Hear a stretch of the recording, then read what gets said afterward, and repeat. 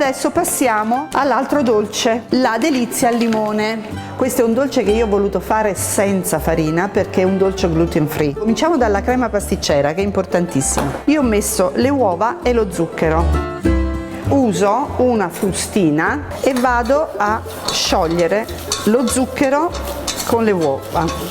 Nel frattempo però i 60 grammi giusto di panna fresca insieme al latte e li vado a mettere sul fuoco fino a bollore. Non deve bollire fuoriuscire, mi raccomando. Aggiungo un po' di zest di limone e qui ci andiamo a mettere anche un po' di vaniglia. Questi sono i semi della vaniglia che vanno usati in questo modo. Basta pochissimo in questa ricetta. Aggiungo l'amido, lo mescolo ancora. Adesso andiamo a mettere il latte caldo poco per volta, sempre girando in questo modo. Vado di nuovo sul fuoco, ok, e aspetto che si addensi. Quando vedete che si addensa un po' come questa, la metto sul piano e la giro bene in maniera che i grumi non si formino. La lascio 2 minuti ancora in modo che si addensa ancora un po'. Ecco qua, pronto.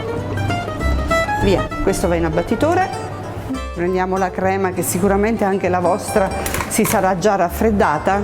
Eccola qua. Ricordatevi una cosa, che se va in frigo, in abbattitore, deve avere una pellicola per uso alimentare ma che va ai gradi giusti, non quella normale, che va aderente alla crema, in maniera che non si formi una crosticina che non sarà bellissima. Adesso prendo la mia panna che ho montato prima, prendo la mia crema e la metto piano piano nella ciotola con la panna. In questo modo comincio a girare allo stesso modo come ho fatto prima, senza farla smontare, sempre con questo movimento dal basso verso l'alto, sempre incamerando aria, in modo che mi rimane sempre più spumosa. E poi comincio a riempire. Usate sempre un leccapentola, si chiama una marisa praticamente in gergo, e riempite la vostra sac à poche. Ecco qui.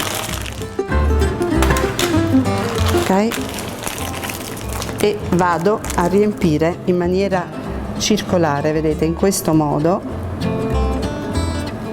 Vado ancora a metterci zest di limone, che lo potevate mettere anche prima, in questo modo, ecco, così, in modo che abbia proprio questo sapore di limone, la freschezza proprio del limone. Vado a mettere la granella di pistacchio in questo caso. Naturalmente questo potete metterci quello che volete, la base è quella, poi ci potete mettere i lamponi, ci potete mettere le fragole, ci potete mettere addirittura le pesche tagliate, un po' quello che volete. E ci siamo.